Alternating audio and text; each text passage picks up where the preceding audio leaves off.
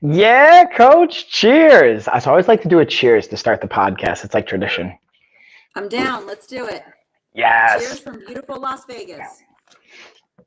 So I lovingly refer to our guest as Coach, and we'll get into why. We'll talk about that. But Coach, I'll let you kind of first off introduce yourself formally, and then we'll dig into who you are, you know, what we're going to dig into today, a little bit of the topics. We have so many awesome things that we can talk about, but I figured I'll let you kind of introduce yourself first.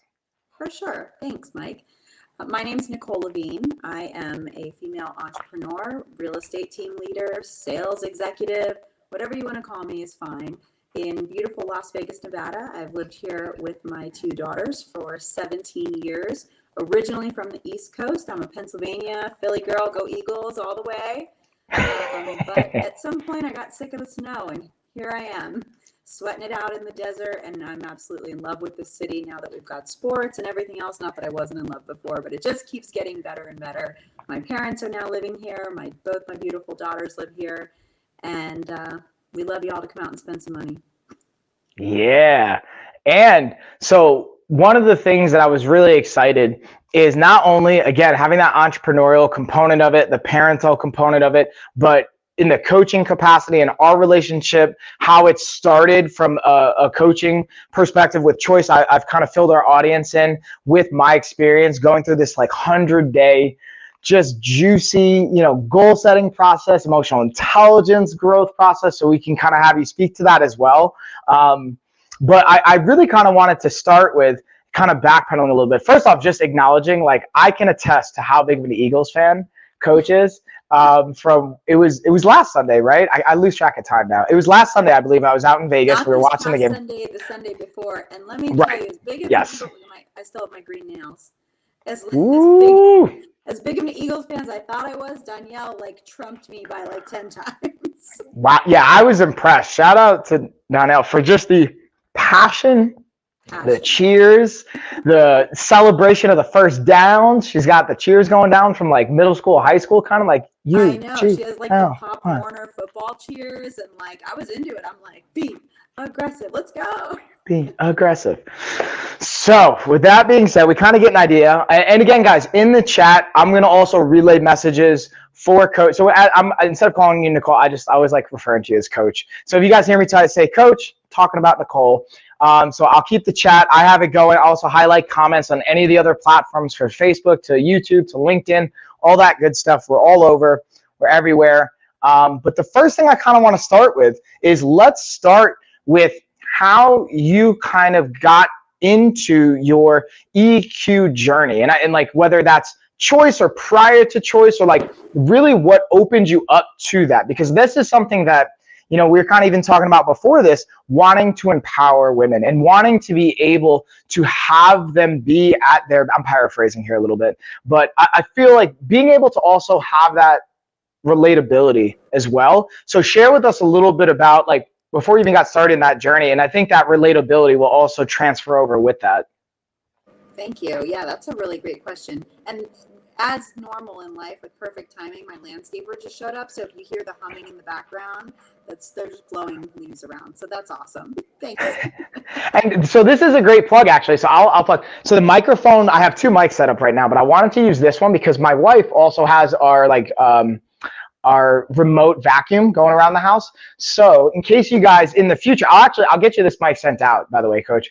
It's a noise canceling feature. So it'll isolate your voice and it'll cancel out the things on the background. I have it on my storefront for anyone who wants to check that out. And Coach, I'll get one delivered to you too. I'll remind you to send me the address. That's okay. This is real life. This is real life, Coach, right? Yes, exactly. So this is a perfect opportunity. Let's talk about, again, going into how sometimes in life things aren't going to go our way. Timing but it's all happening the way it's supposed to happen, right? And then also David saying, hey, is this live? This is live, by the way, David. We're on YouTube, we're on Twitch, we're on LinkedIn, Facebook, Amazon, all this stuff. We're live right now. So any questions you got, David, feel free to let Coach know. Yeah, so with all that being said, bring it on. Let's go. Yeah, dude, we love talking. Let's get back to your original question. I can focus. We got this. My good friend Jackie, actually a lot of people I know went through this EQ journey before I did. One of my great real estate coaches named John Joseph, he was a broker here of probably 17 offices when I met him. And he coached me in real estate. And then at one point when I was going through my divorce, he had mentioned this training, and gosh, I don't know how many years ago this was.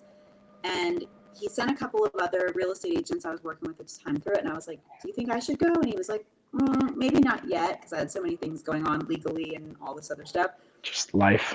Yeah. So then my good friend Jackie went through it. And, I had known about it for years, but I was like, I don't know. Does it... Yeah, the Eagles did beat your Vikings. And then I went to the Super Bowl in your stadium and we won. So, and then, sorry. Anyway, love you, David. Just kidding. I got Mike blushing. So that's what it's all about. I know, right? I'm proud that I can make you blush on your own podcast. Okay, so then Jackie told me about it, and she was really, I think she was in, her leadership class, and she was calling me and relentlessly asking me if this was something that I would consider. And I was just like, no. And I remember at one point just hanging up on her. I'm like, Jackie, I love you, but I got to go to the grocery store now. I got to go. I remember my exact words to her as I said, my life is good. I have a great life. I have money, I have 2 kids, I have a great home. I don't need to dump my purse out and sort through that in front of a bunch of people. And so I'm like, I love you, gotta go. And I hung up. And so fast forward, I don't even know how many years between that and then the pandemic, right? And I still have a great life. Nothing's changed. I still have a really successful business. I still, I have healed many years from my divorce. I've dated a little bit. My kids are now pretty much grown, 19 and 21. And the pandemic hit, well, that was then. They're older now. They're 23 and 21 now. So the pandemic hits, thank you. And they're great girls, fantastic. Mary's the best hairstylist in Vegas. So if you're ever in town, I know you don't need it, Mike, but it's fine. Other people do. And all right, focusing. So pandemic brought some stuff out, right? That 6-12 weeks of isolation, or in your case, back east, it might have been much, much longer, but I was like, maybe there's some things in my life that I should take a look at. There's something missing that I don't know about. I think I've got it all figured out. I'm so smart. And so I literally randomly call up Jackie and I'm like, hey, what are you doing? And we're still close. We talk all the time. We're at the same company now. And she's like, and I'm always doing shenanigans and stuff. I can't really be trusted, not to be plotting some sort of shenanigan, or practical joke on someone. So I call her. I'm being silly. Hey. Yeah. I'm like, hey, I think I want to do that thing that you did. And she was like, what are you talking? What do you want to do? I don't know. I've got a lot going on this week. I don't know if I'm down for this. And I'm like, well, first of all, you don't have a lot going on because we're in a pandemic and we're locked down. But second of all, touche. Yeah. I'm like, I want to do that class, what's it called? And she was like, Choice. And I was like, yeah, that thing. I think I want to do it. And she was like, what? After all these years? And I was like, yeah, I think I want to do it. When is it? And she was like, hold on, let me call you back. She calls me back. She goes, it's next Thursday. I go, great, sign me up. I'll go. And that's how it went down. And I went in totally open-minded. I learned a lot about myself that I was not aware of. Didn't put it together like I thought I did. And Yeah, and it's been a journey ever since. I think it's been about 2 years since I finished leadership. October was when I finished leadership 2 years ago. Ooh.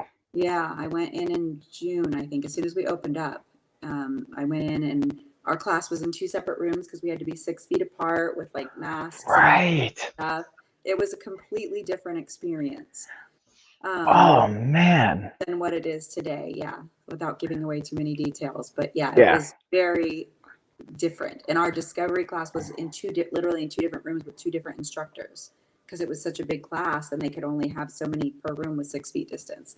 So anyway, I made some of the most incredible friends through that first journey. I've taken so many more signature classes. I just left a relationships course 2 days this weekend with my boyfriend. We went through together and that was incredible. And we were mad. Like day one was like, okay. And I was like, I don't want to go back on Sunday. I want to watch football all day. Like I'm really pissed. Eagles.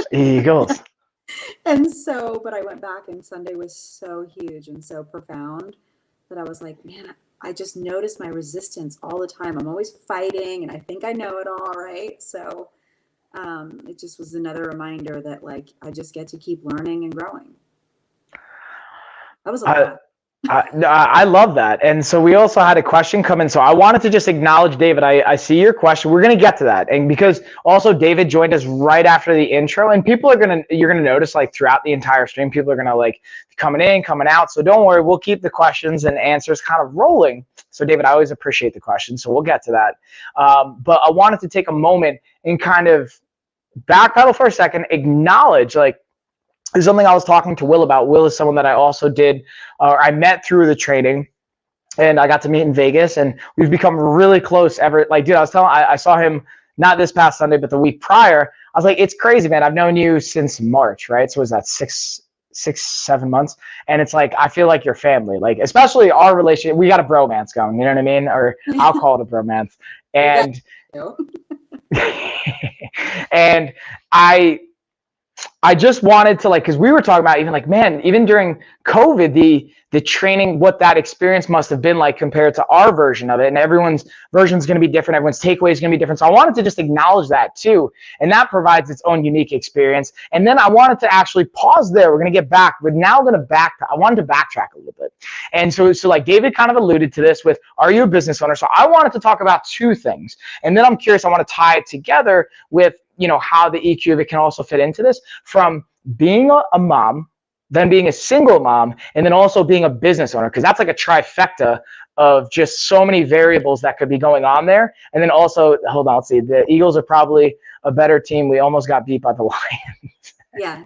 So touche. So business owner, mom, single mom. Those are like kind of the 3 points that we in any order, but I wanted to just kind of go through those pieces of it that you kind of alluded to and mentioned. Yeah. So you get to pick. Badassery is what I like to refer to it. 100%.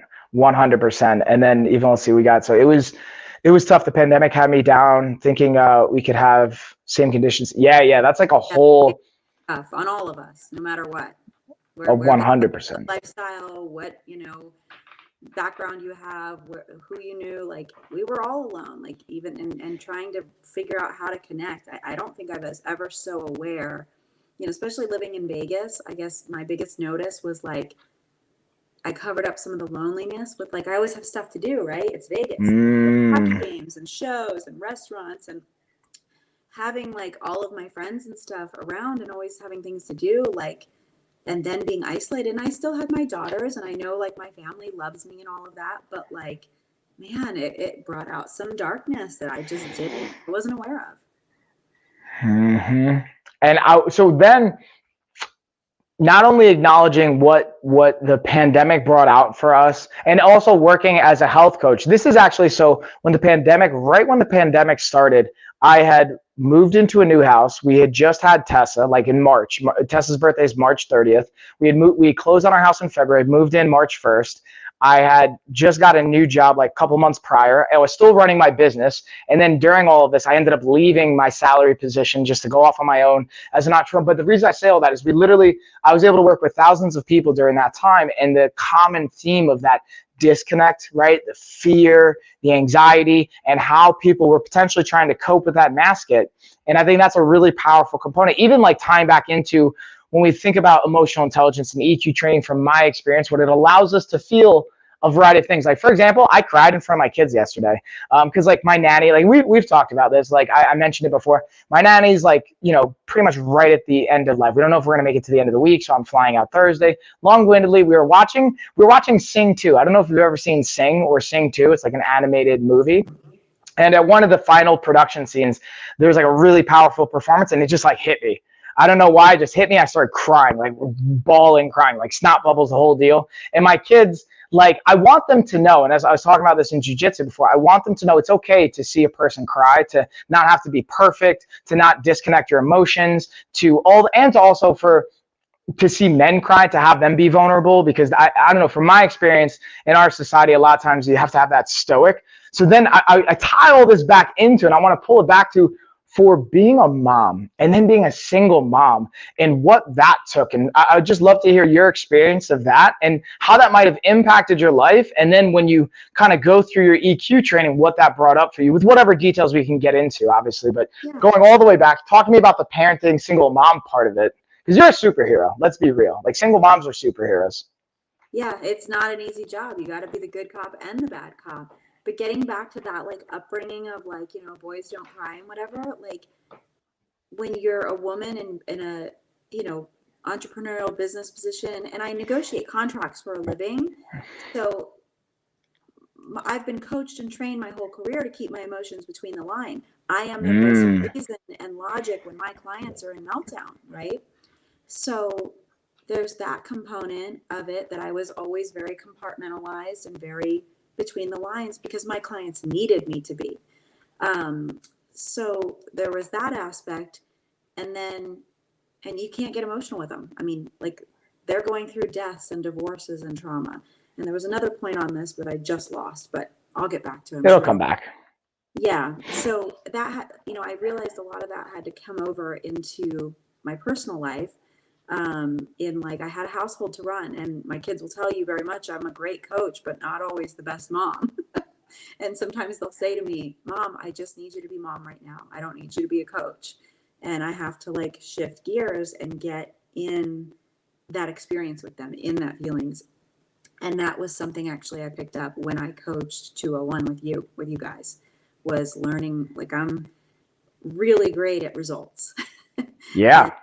And you know, generating whatever needs to be done to generate it, but, like, leaning into that vulnerability and that connection that gets to happen to really motivate and inspire people is, like, a whole new level of superpower now in my personal life and my business. So I want to unpack a couple things there. One, David, I really appreciate that. It takes an athletic, smart person to recognize that. And that's another thing I've learned in this EQ journey is, like, whatever I see in someone or you see in me, it takes that within you to recognize that. And then we also had in the other chat, Altoviz, how's it going? Good evening, everyone. Hey, Altoviz, thanks for dropping by, saying hey. So one thing that I wanted to just acknowledge too for you from my experience, I was talking to Will about this too, and I remember this conversation, like, so vividly. I don't know if you remember, I had a little bit of a breakdown on my end. I was in New York, and we had some things going on in my family, and I had missed one of our calls, and, like, I was kind of trying to hide, honestly. Like, I really wanted to hide out. I wanted to avoid, I wanted to run. And one of the things, I won't speak into the entire conversation, but one of the things I remember even feeling like I already started having a whole narrative conversation in my head of what the conversation was going to be, like, anticipating what you were going to say, what I was going to say, and, like, it wasn't at all that. It was, you came in so empathetic, and it felt like no real agenda, just, it felt good to be heard, to be validated, to be understood, but supported. And then being able to just say, hey, let's work on this together. And let's, like, it was such a surprise, honestly. Not because it was you, just because of my assumptions of, like, because to be transparent, and this is why I think it's such great results in general in this 100 days, like, you set juicy goals. Like, you set really big, juicy goals. And again, I could totally see, like, honestly, I think we had the best group personally. I'm not going to, I can't speak to any of the other ones. Absolutely. Sorry, the rest of 201. Yeah, sorry, y'all. But and also just, like, even just the quantifiable results, whether it's like debt paid off, I believe, just crazy numbers, and like weight loss, lives transformed, relationships, everything that we were able to do. And then beyond that, like, and that was something I really wanted to acknowledge with you. And I'm super grateful. I'll always be grateful for this. And my experience of you is like always, like that's why I think ironically, like as you're saying this and with maybe what your experience of the past and then seeing it in 201 of not just being results driven, but like having that emotional connection, the empathy, vulnerability. And I really appreciated that. So I just wanted to acknowledge you for that and just like throw that out there. Cause I feel like as a mom, from my experience of being raised by a single mom, like you don't get enough of a thanks and you'll never truly understand the impact and kids can't really properly communicate that, at least until like way later in life, from my experience. The interesting thing about going back and coaching too, because I was very between the lines, like emotionally, like I can honestly say during those 12 weeks, I fell in love with almost everybody on that team in their own special way Excuse at me. a different level. And if you had asked me 2 years ago if that was even something, like I could barely say the word love. Like I'd be like, ugh. Like I just smelled a rotten egg. And now I'm just like, love you guys like to pieces. And if you've met Kevin, my boyfriend, but like, Yeah, the dude. funniest, going back to your whole crying thing, I forgot to say this too. The funniest thing is, he's an analytical engineer, very like logic brain. And whenever like some things will just hit him and he'll get a little teared up and he'll be like, dang it, Choice broke my eyes. So that's my favorite saying when I'm like, what is going on? And I'm like, oh, my eyes are leaking. They're broken. Right? Like this is just the waterworks. And that's like one of my other experiences, and I'm curious yours as well, of raising your daughters. And again, in this world, like this is something I never thought about until having daughters. Like I've never walked down the street and worried about my safety. Maybe this is just an ignorant thing. I don't know. But like there's a safety component. And then being able to like prepare your kids and wanting to do what's best for them, but also acknowledge, again, going back to this point, I remember me and Ashley got into an argument and I just got loud. Like I come from an Italian and German background. Italians, from my experience, are very loud. We talk with our hands.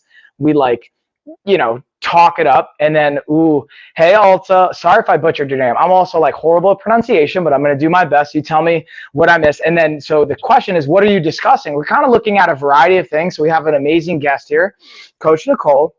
And we're talking about, Nicole has a great background of being a mom, a single mom, entrepreneur, going through emotional intelligence training, coaching. And then she was actually my coach through this process. And we're kind of just discussing that. And then looking at, again, the ability to not just say, like my dad would always tell me this, and this is no fault to his own, it's just from his own experience and his own upbringing, is like, do as I say, not as I do. And that was one thing that always like kind of drove me nuts. And I wanted to, I still want to, I still get to lead by example for my children. And whether it's, hey, I'm going to cry in front of you guys and show you that daddy has emotions and that's okay. Or when I get upset and I had an Allen wrench. I don't even know if, I have it right here actually, because I was working on something before. I had this Allen wrench and I was like in the kitchen. I like threw it on the floor just because I was mad. I wanted to physically represent my emotions because that's what I grew up kind of seeing. And again, like it was like it wasn't like I would physically be hit, but you would like punch a hole in a wall or like kick a door through off the hinges or just to physically represent your frustrations. And then I of course, like that's gonna, for young kids, it can be upsetting. And then I realized that was an opportunity too that I took away from this is I can't erase what I did, but what I can do is acknowledge and saying, hey, this is what's going on. That's not okay. I acknowledge that. I own that. You're safe. Everything's okay. And whatever that looks like. And that was also really powerful for me, but I wanted to acknowledge from that. I'm curious, even in your own life, how that continues to show up. And then also we got, hold on, Mike gave me a program for his body. Oh, thanks, David. I appreciate it. I'm just like reading out loud as I highlight the messages too. That's awesome, David. Stay with it. And then we also got Coach Nicole's Instagram right here too. You guys go follow and check her out. Thank you, love. I got you. So what came up for me that right there was like actually something we just went over again, and I'm sure you've heard it before in your EQ training, was just like how holding in those emotions and not will actually lead to sickness and disease. And so I'm not saying you should throw wrenches like that. There Right. can be healthier ways to 100%. but I'm also not saying it's wrong. I'm saying like acknowledging how beautiful it is that your children, your daughters can see you vulnerable and grieving the imminent passing of a loved one in your family, and that's okay. That mom can experience grief the same way that dad can experience grief. There's no gender role. There's no, right or wrong in it. And then, when you got upset and expressed anger, you expressed it, because otherwise holding it in can actually cause, it's scientific that it is proven to cause illness and sickness and disease.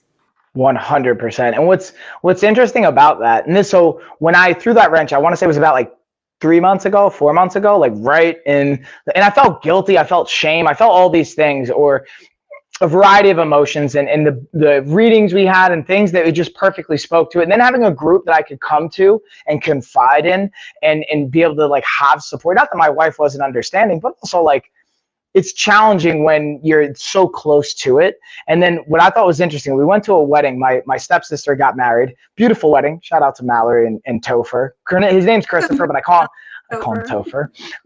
And Lena was playing with a kid. Lena's great with kids, and so is Tessa. They're very loving and open, and that's what's so amazing to watch kids. And this comes up in different ways, right? And like seeing just like we played hide and go seek in Men's Warehouse like last week, like I had grown men playing with us. Like it was so much fun. Like you realize adults want to play games too. They just kind of drowned out that voice a little bit. But going back to with Lena, and then also this doesn't necessarily have to be 100% correlated, but from my experience of it, when a kid was upset with her and she was starting to then get upset because they were kind of fighting back and forth or arguing, she's like, she like learned to breathe, and then she communicated with the kid like, hey, let's take 3 deep breaths, and like regulated herself, which I'm not saying everyone needs to do that or should be doing that, but to me it was really powerful. And I get to be able to, again, be that living example for my kids, for my wife, and just moving forward as well. I love that. And just like there's so much power in just having the notice, right? The understanding of like, crap, I just threw a wrench. Like I'm upset. Yes. Right? And not letting it like escalate and spiral, that you're just like, okay, I'm upset. I'm going to be upset. I'm going to sit in my upset, and I don't have to like throw things or get violent or yell or do whatever. I can just communicate like, listen, everybody, I'm upset and I'm going to go take a walk or go out in the garage and hit the bag or whatever. Bingo. That looks like. Go outside and throw some more things. Like nothing wrong with any of that, as long as you can do it in a safe, controlled space and not hurt others and not upset others by that. Because, women, we always think like it's about us and like, what did I do? And you're like, no, I'm just mad. Like, I just want to be mad about something, anything. So it's a great space to be in, to be able to express it and understand it and communicate it. Yeah, and one thing that came up last week when I was talking to Dom, who's one of the coaches through LV 201, we were kind of talking about the idea of kind of acknowledging that, being okay with that too, and not like trying to run from it, deny it, and then realizing, hey, am I really, like, I'll just paint a random example. Am I mad at the dishes that are on the table or in the sink, or am I mad about not feeling validated from a conversation we had before, and I couldn't not properly, but I wasn't able to communicate that to you, and now I'm taking out, and the only way I'm looking for an opportunity to have that outlet because I wasn't allowing myself to feel my feelings and in feeling whether it's shame or guilt or whatever's coming up. And I'm not saying I have that perfectly figured out either, but again, to your point, I notice it more. And that's like what I found interesting is even after the 100 days is how things still keep coming up. And that's one thing that's important to me, is not just saying like, okay, I'm like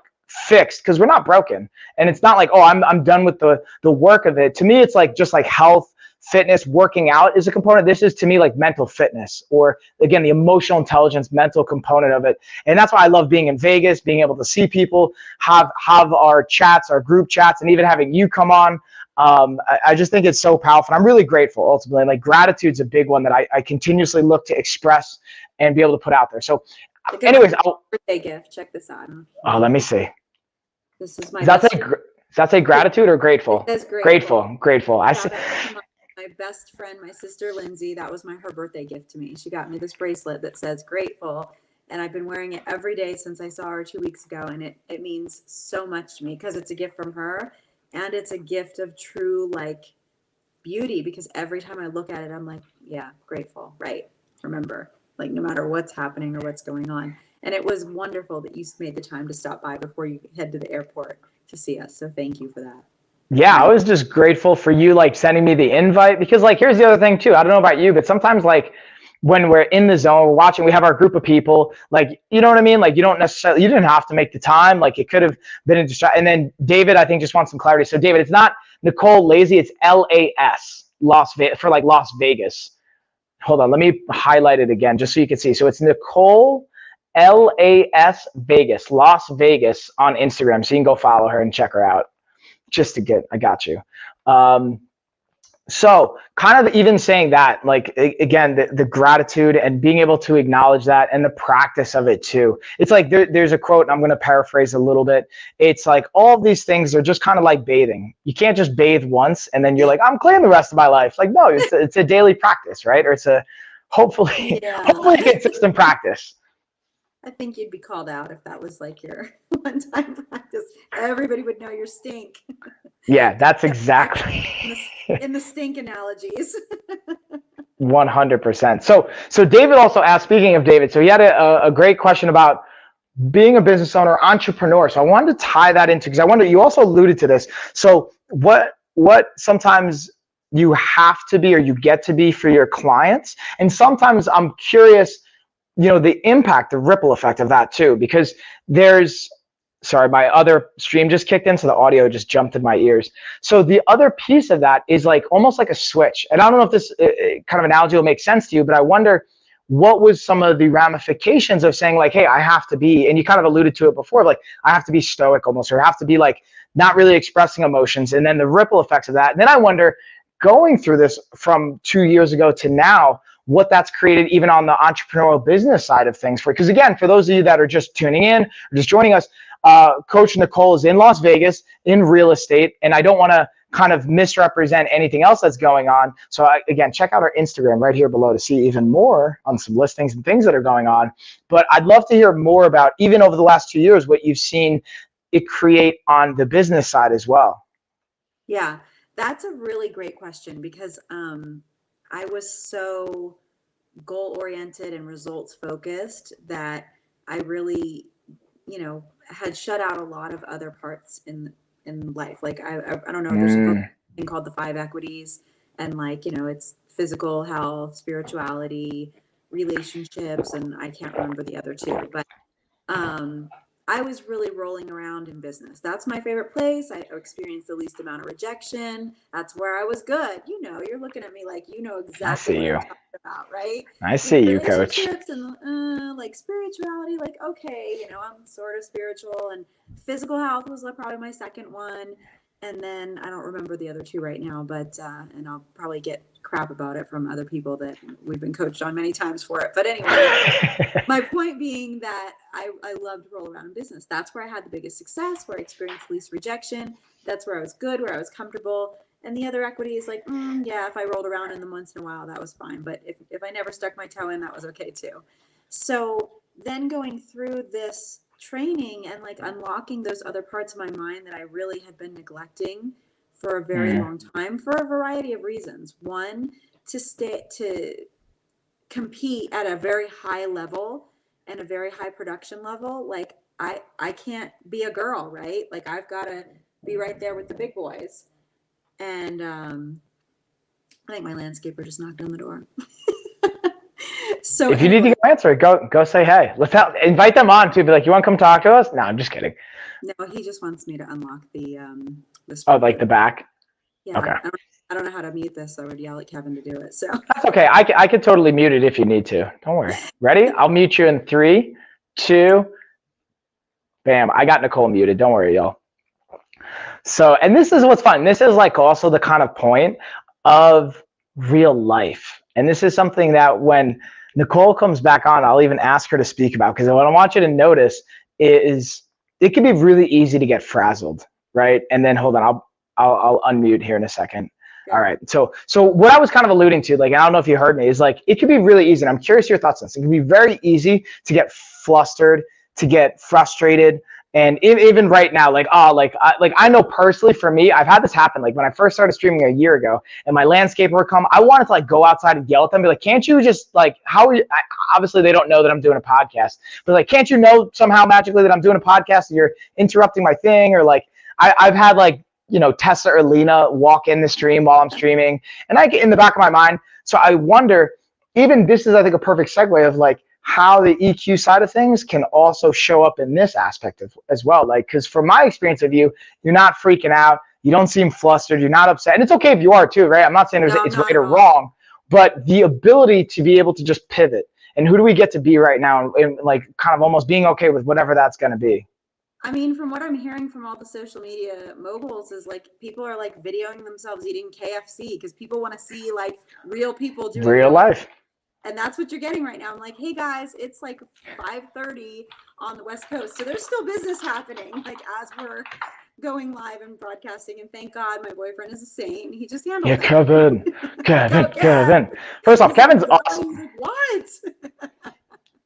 I love Kevin. So, all right, what were we talking about before that? Oh, the business side, right? So when I really had to like pick and choose and focus. Like, okay, now I have this ability to tap into this beauty and this vulnerability, and in some ways, femininity, right? Like I was neglecting this feminine, loving side that was preventing me from finding a great partner, like I now have now. And I was really just, in many ways, repelling my inability to receive, not just like gifts, compliments, love, like in so many ways.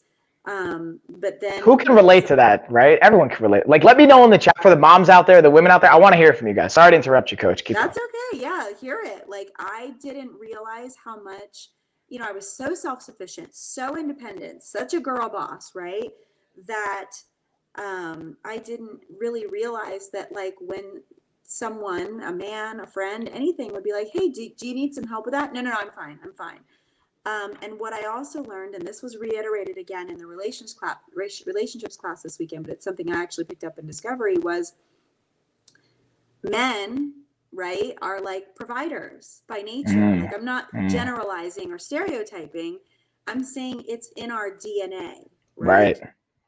Men give, women receive. Like, sorry, ladies, if you think I'm generalizing, but I mean, I read a book on this, and this is, there's a science behind just the way we are created. Does that mean that it has to be that way? No. Like, obviously, I can do anything a guy can do. I'm working on my rear naked choke big time. Anyway,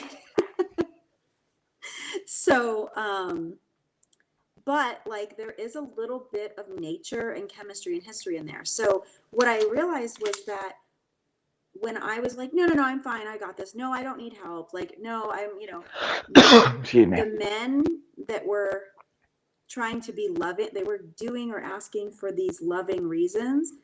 It was constant rejection, right? And it hurt them. And that had never occurred to me, that I was like, that's ridiculous. Why would that hurt them? And maybe even they didn't know, but it's like little, what is it? Death by 1,000 cuts, right? Cuts, right? 100%.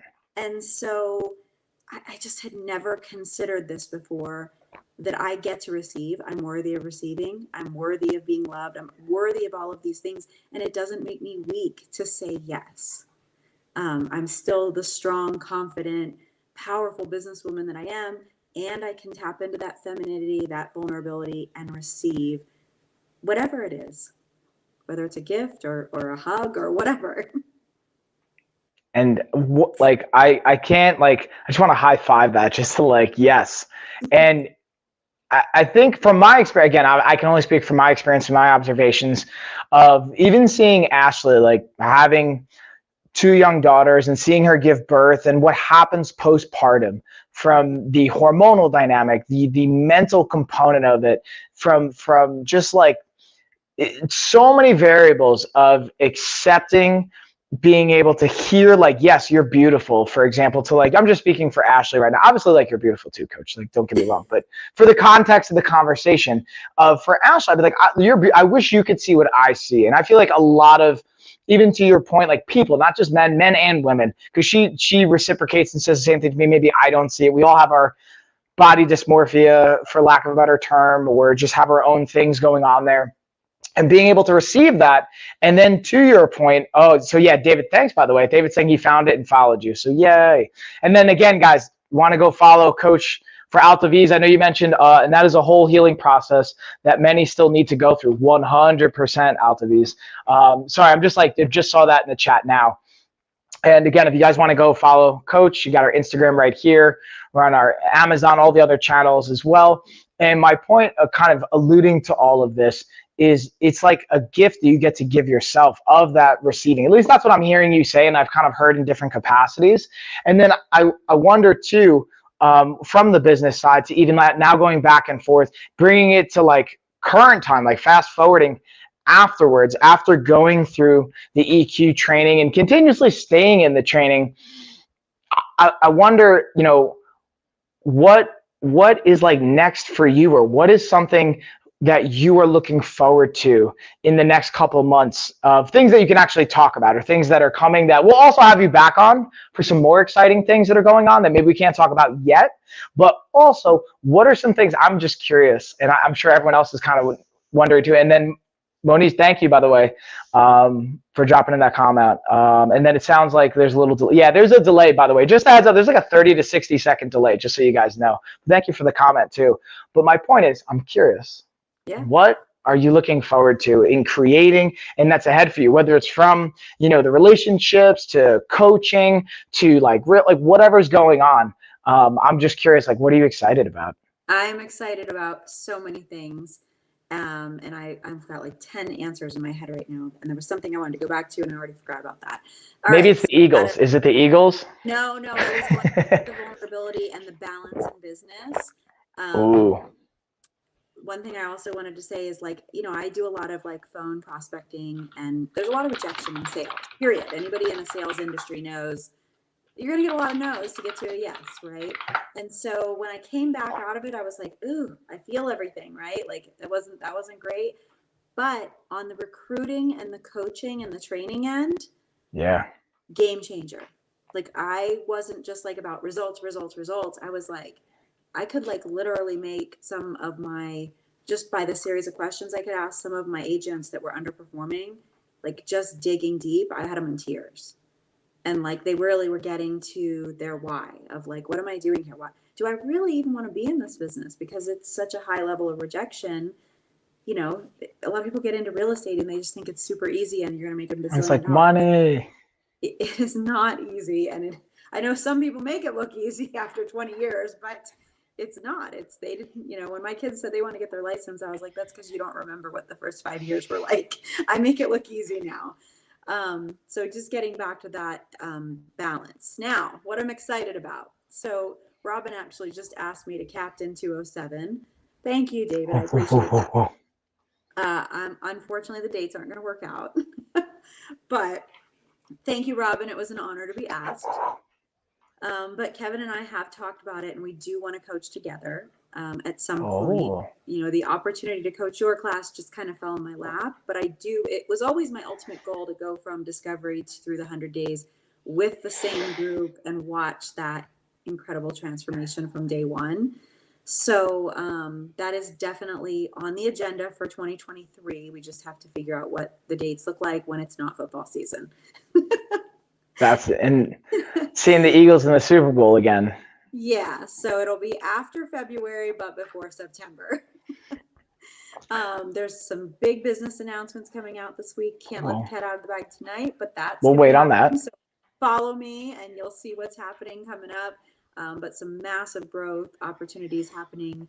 You know, real estate market is shifting, and a lot of changes happening for agents that are, you know, trying to figure out how to navigate this. You know, for somebody like me that's been around since the crash, I'm like, here, hold my beer. Like, we're good. Follow me. I know what to do. So been there. We're going to be going more in that direction. I do want to get into more recording video content, both for my clients and for training real estate agents. So I'm working on some things there. Look for me on TikTok soon. No, I'm kidding. I don't know how much I'll be able to do that, but we're working with Arthur on some video editing and different things. Actually, Arthur and I were talking this weekend. He wants to barter some video work for me to get some ratings.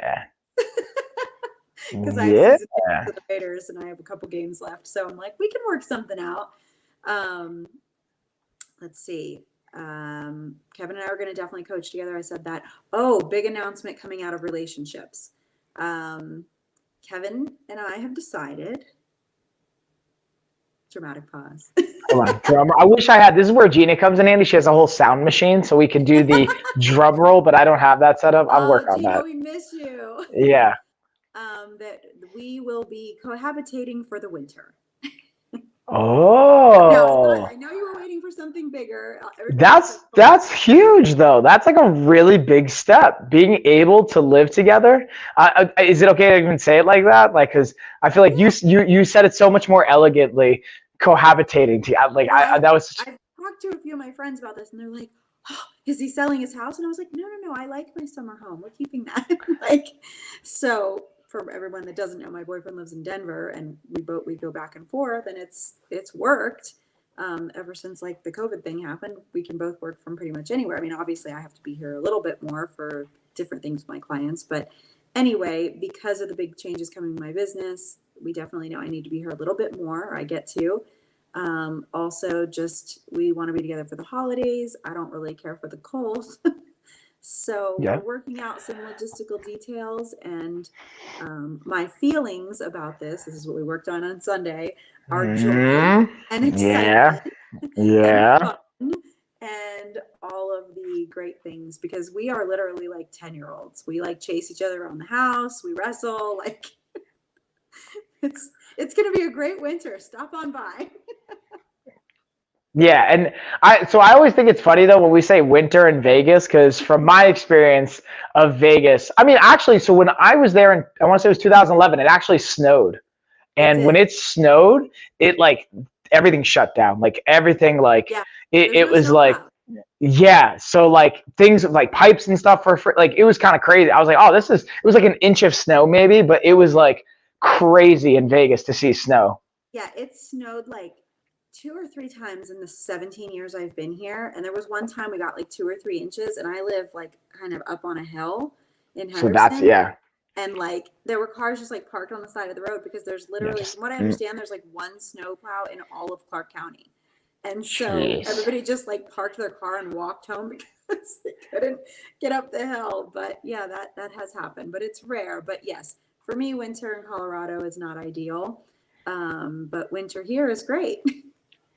You still get to be able to go outside, and obviously again, like you get a little bit of the change there. So I'm definitely excited too, because in March there's a course that I'm excited to dive into as well. But anyways, we'll save that for like another fun one. So one of the things we talked about before is, because we could keep chatting, and I'm not saying you have to leave by any means, but I wanted to also check in to see how we're doing, because we're about 45-50 minutes in, and originally we had it scheduled for like an hour. I'm going to end up probably going an hour and a half today, guys, so you can continue to hang out. But I always like to do this for our guests, to say, hey, listen, I know you got other things going on, so you don't have to obviously stay. You can always feel free, because we've gotten, again, I just want to hang out and talk.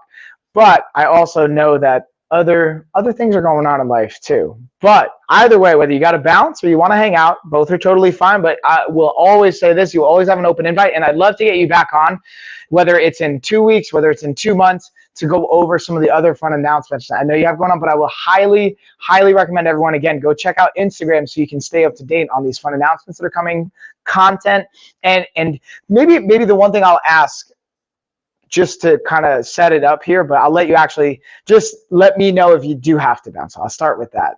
That's the one thing. Still good. Yeah. So okay, good. So it's good either way. It's all good.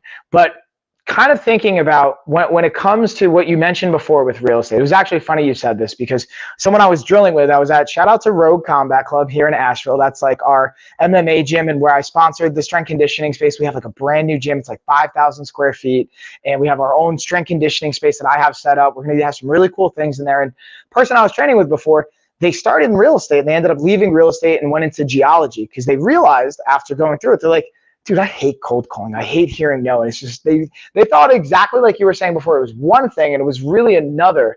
And I think it's such a powerful component and an opportunity when it's the right fit to realize, like, there's a book, I forgot the name of the title, but it's basically like no, like getting to yes through no, or some variation of that title. And it's really like, and I thought that was a great point. I'm curious your thoughts on this. So they were like, in the book, he talks about, instead of like you go 3 for 3, let's say you get 3 out of 3 sales, you had 3 appointments, you close all 3, and you stop. It's like, hey, I had a great day. Instead, if you set a goal around, I want to hear no 100 times before I stop, you would have kept going until you heard that no X many times. So I think looking forward, and again, going back to like, yes, like we get to hear that. And it just means like, okay, it's not, and that's another thing from the 4 agreements I took away. It's like, don't take it personal. Nothing's personal. Right. So I wonder if not necessarily as a tip, but like, was that always a mindset that you had, or was that something that you had to craft and curate throughout the years in real estate? Yes and yes. So it is a trained and developed mindset. And I was trained, and I now coach and train on the same things. I think the book is called Getting to Yes. I can't remember who wrote it. Yes, that sounds right. Sales books, Fanatical Prospecting by Jeb Blount. Like, there's all kinds of different books on sales and whatever. But one of the powerful things for me and my coaching and my real estate career as I've come up is I'm a big numbers tracker, right? And so I actually have like a spreadsheet / formula that like I log every day, how many people that I talk to, how many appointments that I set, how many appointments that I go on, you know, how many listings that I take or buyer sales that I make, and then how many dollars that equates to. So yes. I can now confidently, after many, many years, say that I know 1 hour of my time is worth $1,500. And I can tell you that every 40 people I talk to, I will take a listing, and so on and so forth with these statistics. So when you, for all you aspiring salespeople out there, or salespeople are looking to level up, track your numbers. Track your numbers, because the numbers don't lie. And that can go either way. But once you get to a really great level, like where I'm honored to be after a lot of years of skill and practice, you know, I'm a championship fighter. You know, I can get on the phone and know if I talk to 40 people today, I'm going to take a listing, and that's going to put exactly this amount of money in my pocket to feed my family. And that's a very reassuring place to be. And if you're not there yet, that's okay. If it's 100 people you need to talk to, then you know exactly what you need to do, and you have that goal set forth to, you know, 100 people a week or whatever, you know, is 20 a day. Like, that's all very doable. So track your numbers is what I would say. Just like you track your calories and you track your workouts and all of that, you track everything. I think so. Will you refer to those? Because I've heard different industry names, like acronyms like KPIs or key performance or thank you. So that's something like same thing. This is something I'm really excited with Will. I've progressively stepped more into, and then thanks for the follow. I'm going to butcher this. I think it's Gmagic. Do I not know how to read? It's with a J, but it looks like G Magic, but with, instead of the G, it's a J, and then a K at the end. So like, I feel like I'm just gonna say G Magic. I was like trying to sound it out slowly. Like I think I got this. But going back to those again, the numbers and playing the numbers game. And again, obviously, and here's my experience of you too. And I'm gonna make an assumption because I haven't dealt with you in like the real estate side of it and that business side, but like from my experience of it, and this is just again from working with you throughout coaching, and like, it's, while on the back end there's numbers, it's like making everyone's a person, right? Like making them feel heard and seen and validated and understood. And that's something I think, I wonder too, if you've noticed throughout maybe your development or your growth in the educational process, is because I always saw people as like just people, but I would forget about the numbers. And I would like, it's also like Grant Cardone had this book called Sell or Be Sold. And the idea I took away from it, I don't necessarily say like, hey, he's right or wrong on all these things, but the idea is like, hey, am I buying the excuse you're selling me right now? Like, you can't, let's say like someone will say, oh, I can't afford training, or I can't afford to do this, but they're also then going to go spend how many dollars on a bar tab, or like go out to a concert or whatever, which is totally okay. But don't tell me that you don't have the resource. Your priorities and your resources aren't aligned. And that's a different component. So I've always allowed, in the past when I was younger, I would buy into people what they were selling me. Now I'll give a little bit of put, be like, hey, it's okay if you tell me that that's not what you want, but you're telling me one thing and that's not aligning over here. And then I just ultimately wonder, like, is that something that, again, even going to the KPIs and going through that, and like you alluded, knowing and refining that, is that something I love data now. So I love looking at those things. Is that something you find joy from too? Not just like seeing the financial equation of it, but like just the data part of it? Yeah, I like joy in my bank account, like that. The bottom line. Yeah. Actually, I don't bring joy, but it brings logic to it. It brings Oh. so it brings the mindset all full circle to me, right? Like when I'm Oh. like, do you want to sell your home? No. Do you want to sell your home? No. And like you're ready to quit, I can look at the numbers and say, this is tried and proven over years and years and years that I know, like, don't quit, right? And other things that came up, what you were talking about. I'm not a Grant Cardone fan. I don't dislike him. His books are a lot of yelling, the audio, so I don't. Yeah. Too much for me. Yeah, we talked about it when you were in leadership too. Like someone's always selling somebody, or in other cases, who's enrolling who. Yes. Right? Yes. Someone's always 100%. trying to enroll you in their story. Now, this doesn't necessarily make sense for real estate, because in real estate you can't coach motivation or teach motivation, right? But like in training fighters, I imagine like you can certainly say like, listen, I asked you to do A, B, and C and you didn't do it. And we're Why? not. Then they can enroll you in their story, or you can say, yeah, that's complete crap. Like, let's go back to the drawing board and get to the bottom of this. So two different things, but I think to your point of like someone's always selling somebody, that's in life. That's in relationships. That's with your mom and dad. That's with your kids. That's with your spouse. That's with your boss. Like, it's about getting and whittling it down to the bottom and saying, am I buying this sale right now, or like am I the one in charge of what's happening? Another key point that you brought up, not to like dominate everything here, that came up Go for me, for it. is you talked about like, the people that are like, and I'm not trying to make anybody wrong, but like, I can't do this, I can't do that. When I'm coaching, and I'm sure you've heard this, and this is both in business and in EQ, I am a hater of the word can't. I find it to be one of the most disempowering words. And like my friends will get mad at me because I'll, talk to a friend and say, hey, we're going to a concert on Friday. You want to go? Oh, I can't. And I'll stop them and say, oh, you can, you don't want to. Right. You're choosing. You're making a choice. Yeah. Right? And that's okay. But be Totally. aware of your language, that your language is important, because those typical same people will always use the word, I can't.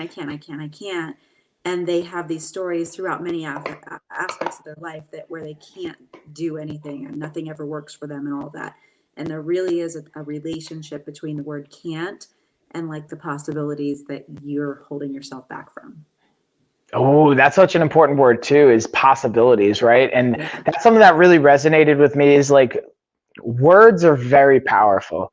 Yeah. And even like I'm really big into neuroscience and looking at like even the neurons and pathways and how we connect things, and looking at different parts of our brain and perspective, and living in a scarcity mindset versus abundance mindset and what is possible. But again, like that's something I learned from my mom that I didn't appreciate until going through choice. Is like, I remember one time she kicked me out of the house. I was like 20 or 21. So it wasn't like I was a kid, man. Like I was an adult, should have been able to figure it out. And I was like, just relying on my mom, honestly. Like I had, it was right before I moved to Las Vegas.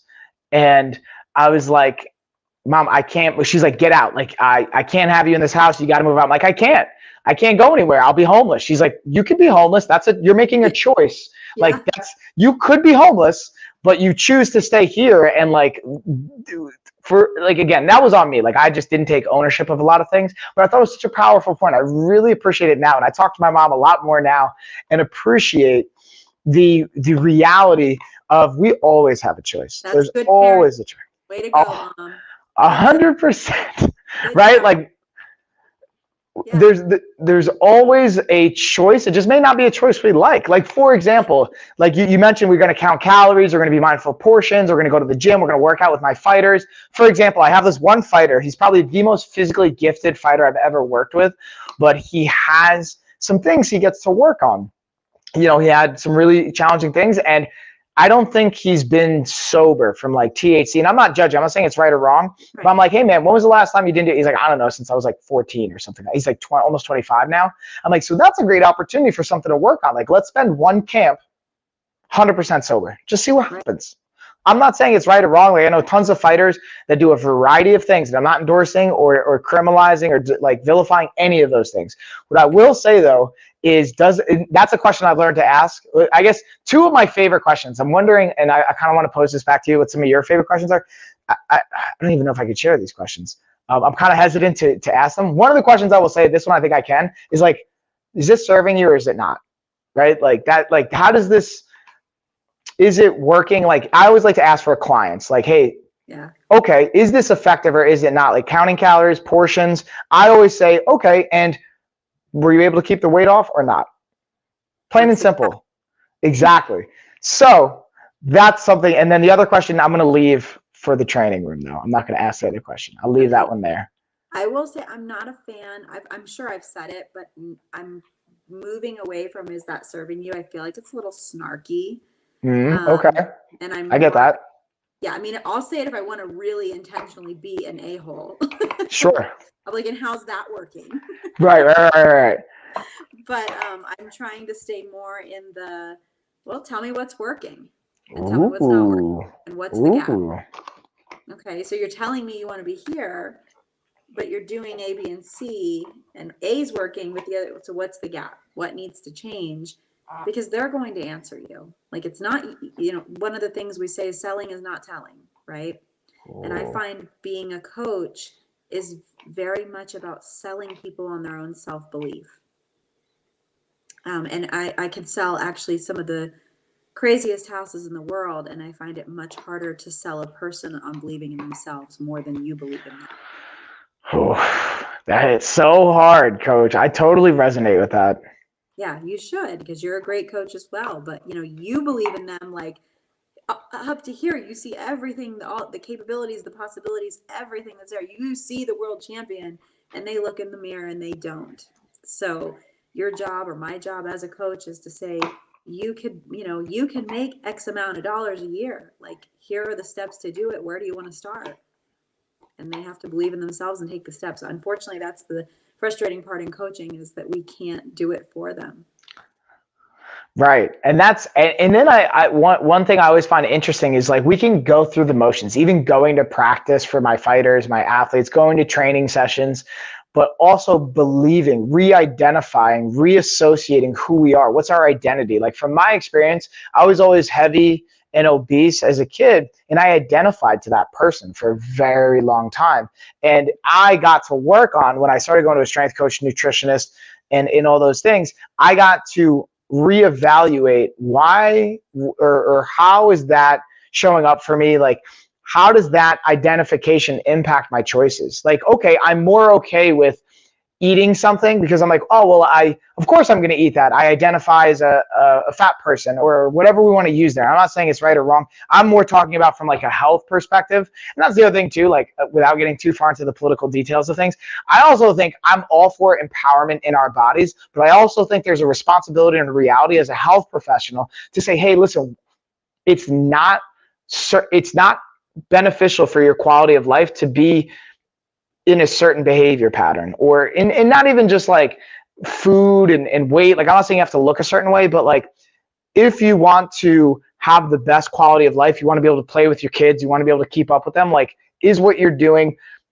like aligning with that? And then, like you said, what's the gap there? Like, do you want to close that gap? Do you want to keep it there? And I almost want to tie that back in to and circle back to when we talk about business, we talk about being able to connect what's possible. Before you made your like first big deal, before you see that big check, I don't want to say big check, but before you see the check, right? Like, how do you even identify that it's possible?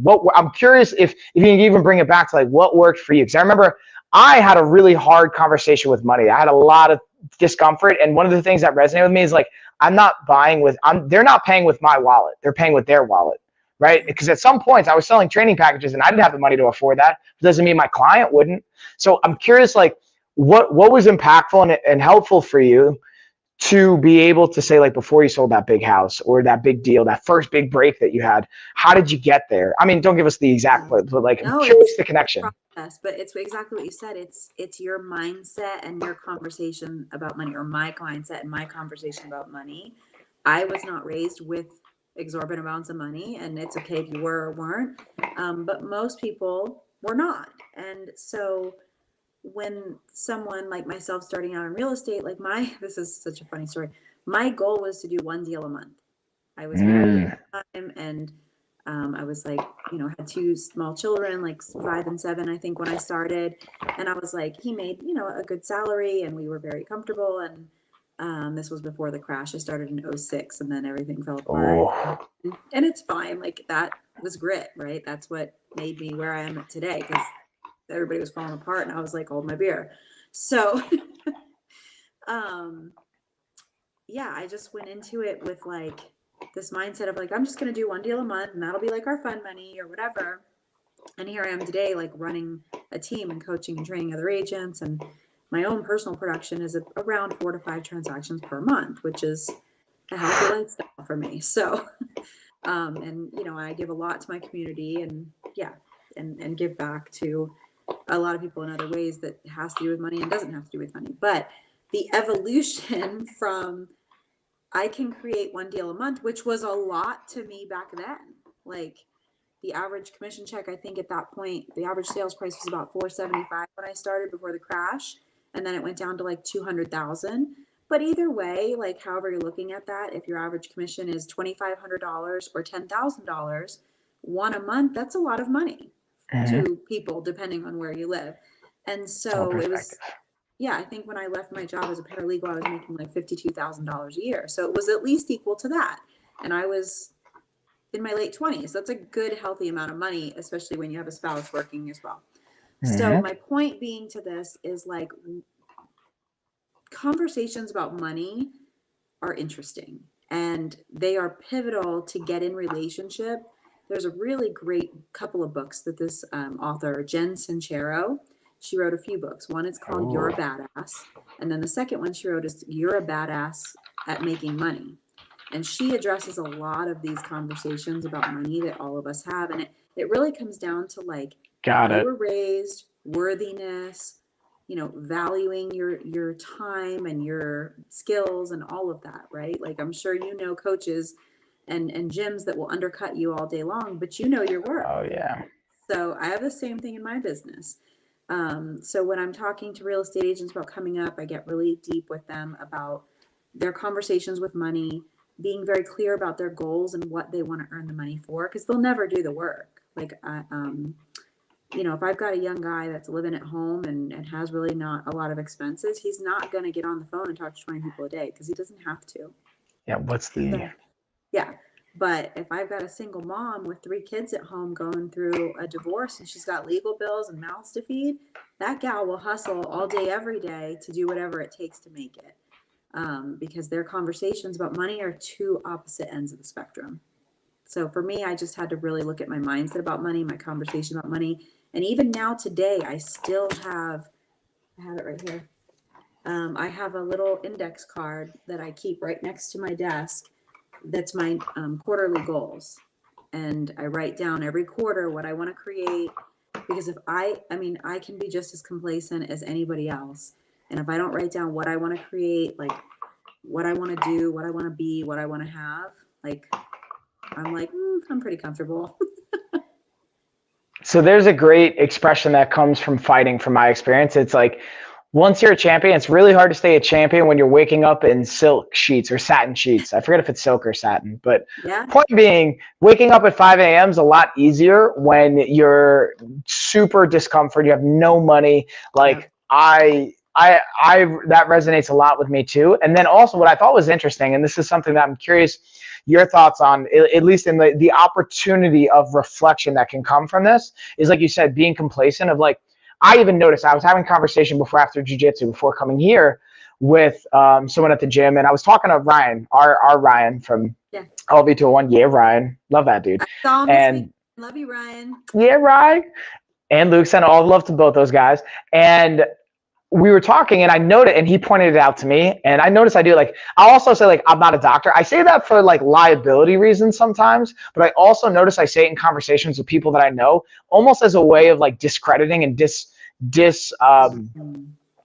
invalidating myself at times, almost as a subconscious thing I still find myself doing. And I'm like noticing how that shows up. And Ryan's like, dude, you know, you don't have to like preface your like everything you say sometimes, or try and backpedal, like it's cool, bro, like I get it. And like I realized, how does that even show up in my lifestyle? Where's the opportunities there, and how does that kind of happen? Because I noticed I did that because I don't know if I ever told you this. I was in a commercial for the hospital I work for, and I played a doctor, and they like pretended to be a doctor, and I had patients at our outpatient program that they were geriatric patients. So they had dementia, Alzheimer's, cognitive issues, and they didn't remember that I wasn't a doctor. So they would see the commercial, they would see me walking by, and they'd be like, hey, doctor. And I'd be like, oh, no, I'm not a doctor. And they would feel totally like unheard and blown off. And I'm like, no, I'm actually literally not a doctor. So that's where it started. But I also realized there's like a subconscious, like, I'm undermining myself by doing that, and I don't need to do that. And it was just interesting from an observation perspective.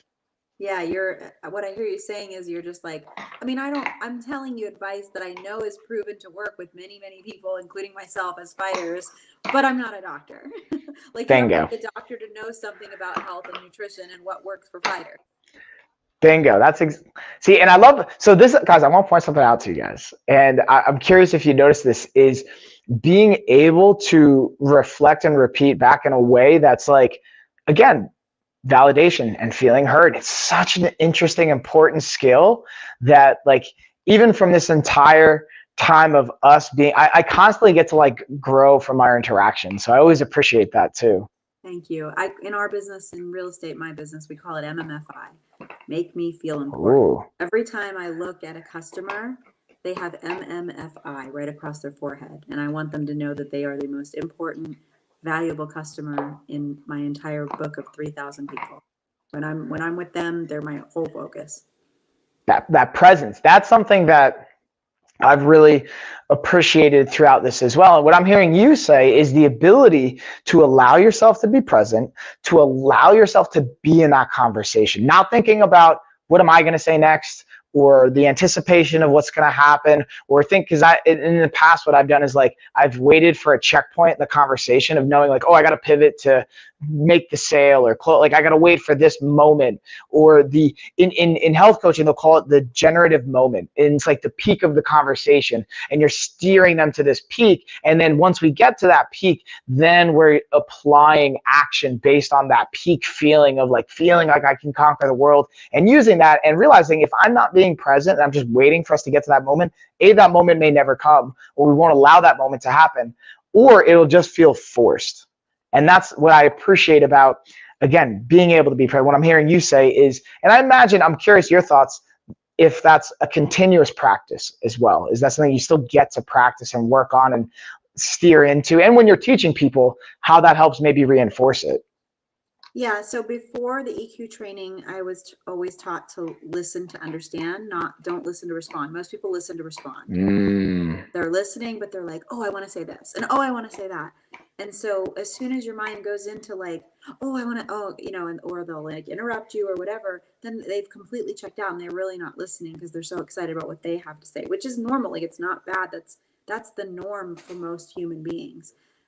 So I've really worked over the years to listen, to understand, and then repeat and approve and ask the next question. That's a neurolinguistics NLP programming that I've learned over the years. Not that like it's, you know, voodoo programming. It's just like you said, words are important, and understanding how people use their language and their communication skills. Actually, 7% of our communication is words. The rest of it is tonality and body language.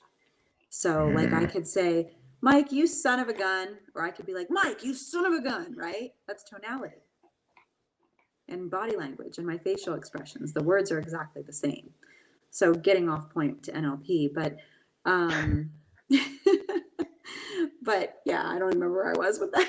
So, but there's so many things with communication and language that there is to learn, and customer service and listening to understand. Oh, I know where I was going. So then when I went through JW, which you're going to in March, they do more training on what they call active listening. And since that is a 6-month course, you get a lot of time to work on it. But it's great. Like it because Kevin and I went through that course together as well. Like we were learning the same things, and he was super resistant to going through relationships, by the way. He'll tell you before he went in, the reason he was going is A, he values our relationship, and B, he didn't want me to learn something that then he didn't know and we weren't on the same page. Because after going through Journey together, like we learned it all together and we're able to work on it together in our relationship and in our other relationships, and we both spoke the same language. So that was very cool. But yeah, there was a lot of active listening practice in that course as well that just leveled it up a little bit more. That's a really interesting. So I'm like, one thing I heard you say was the language component of like going through this can be like learning a new language, and having your partner, even not just like Ashley, for example, Ashley and I, like being able to, I want her to be able to have these experiences so we can speak the same language, but also kind of, to your point, to be able to have the people around you, like, because you kind of mentioned before as well, right? Like you had a lot of people, I'm paraphrasing, but you had people around you, like people you cared about that went through this. And then I've seen, like, talking from Eric, who's the one that referred me, and having friends to go through it, even seeing like Scotty and having his people, and like Dominic Cruz being such a powerful influence and like really passionate person and advocate and caring individual, seeing like, look at how this is showing up in their lives. Like they have this connection and this communication that like feel like, not like they're making you feel any kind of way, but you can kind of, you get it, you feel it. You don't even need to know, you can kind of see like, I feel really good at being around this person. What's going on? Like the connection that's going on here, and just that component. And that's why I love, like I missed, I don't want to speak to like what it was, but the weekend, what happens on one of the nights and how we get to connect with one another. And I almost forgot how powerful that connection can be in that experience. I'm like, oh, I missed this. I like, it felt so good. Yeah, Eric and Z, they were at Relationships this weekend. I got to see them, and Dom was there staffing, and I'm honored to staff with Dom. He's so funny. I don't know if he likes me or doesn't like me. So, but I love him. He's just his own person, right? And his commitment and heart to this work is exceptional. So that turns me to a question for you: is when Kevin and I coach, are you going to coach with us? Oh, that's a great question. So if I recall correctly, this is going to be in the new year, right? After football season. 2023, somewhere between February and August, I think. So this was my game. I was talking to Will and Eric about this because I knew you would. So my short answer is yes. Long answer is, what I want to do is I want to have all of us, me, you, Kevin, Eric, Will. I was talking to Will about this. Obviously, I'm going to do Journey Within, so I think that's going to be an immense tool in that. But to me, that doesn't have to be a limiting factor. One of the things I will say, and this is something I talked to Robin about, and I really appreciate, she's been really actually, I was, again, going back to what we were talking about before, I assumed a conversation was going to go a certain way with Robin, and it actually went a complete different way. And I was like, listen, I'm going to be honest with you. I get to work on, take all the things I've gone through this process, apply it to my family, the connection we have. Like, I'm waking up every day with the kids now. I'm supporting my wife with that component of it, and she's just feeling more supported. I feel more supported. She's actually like, it's just interesting to see the ripple effects. So my point of saying all this, I've set some goals from now until January. So I'm going to knock those goals out. And the goals are, I'm going to publicly share with you because I like being able to share it and manifest and create it. Exactly. And have a by when, because that's by whens I've learned are very powerful. So we got approved to have our Amazon seller account. So fun fact for all of you guys, LOF has a seller account now. So we're actually working with merchants to create our own fitness apparel line, our clothing line, apparel line. We're working with Chris. I don't know if you remember Chris. So like talking with him tomorrow, we're going to have our own clothing line. We have, again, we have the LOF hats, our shirts. We're going to have resistance bands, physio balls, massage guns, smart watches. So the game plan is having all of that sourced and delivered. So we're going to have Amazon fulfill it. So you guys will all be able to order that. We're going to have all that in place by January 1st. And I have a goal that I'm going to be transparent. I set a very lofty goal for our 12-week body recomposition program. I set a goal of 25 enrollments or signups, 25 people in lives transformed. I like that better, honestly, because that's how I look at it, like lives transformed. And I had that by October 1st. We're at 9 right now. So I set a really lofty goal, and I like that to be able to push it. So my checkpoint from now until then is 25 lives transformed with our program and having our LOF seller account set up. And the third one for the influencer channel is hitting 2,000 followers, which we're at. If I look right now, we're at like, I think 1,207. So my point is we're gonna have 1,200. We have 1,210. I got 3 while we were streaming. So my point, thank you, by the way, for the followers and the support for you guys. So my point of saying all that is we're going to knock those goals out of the park from now until January 1st. I'm going to be able to commit to, because I'm going to have systems, our SOPs are going to be built around those things. I have streamers that are going to be streaming on our channels, almost like a TV channel. So it's like almost like 24/7, you're going to see someone streaming on our channels. We're going to have everything set up. And then I'm going to be able to just have that much more traveling. And we're going to also have our short bus built out. That one was supposed to be done already. It's still not done, but it's just okay. It's going to be done when it's supposed to be done. It's going to be ready. And that's totally okay. But that's my long-winded answer. So yes. I love it. I'm holding you to it. Yes. And you get to, this is Ashley, I love you, girl, and I can't wait to meet you. You get to snip it out the parts about speaking the same language and show that to her this week, because I'm going to meet Ashley here in Vegas and I can't wait for it. The other thing, there was something else that came up. Oh, what came up for me as well when you were saying that is like, your collaboration and partnership with Chris. Had you not both said yes, this wouldn't be a thing, right? So 100%. Even with, sorry, I got excited. Go ahead, go. Even I was talking to Will about this, is like, I wouldn't have even, and I've talked about changing our business model for a bit with Chuck, my business partner, who I actually talked to Chuck before. He's finishing up. Chuck's crushing it in the business side, but me and him, it's funny. We had a conversation I'll talk to you about off air about Chuck has always had to be independent from a very young age. So he doesn't know how to ask for, it's funny that you talk about this. And me and him were talking about a conversation we had, back when I was in San Diego. And he's like, dude, I don't know how to learn how to advocate for myself and ask for help. I'm like, yes, you do, bro. And again, it's not about right or wrong or any of those things, but I'm like, I know what we get to do and you get to do, and you already know what's up. So that's another thing we get to make time for. When I get back from Atlantic City this week, we get to jump on a call and talk about our business and talk about those things. But my point of saying all of that is there's only one class left this year. Yeah. Oh, I didn't even think about the timing, but that's okay. It doesn't matter. That's not even a real variable or he gets exactly. And the point of me saying that is I wouldn't even have 9 signups right now because I wouldn't have switched my business model. I would still be doing something in the past. I'm super transparent, by the way, coach.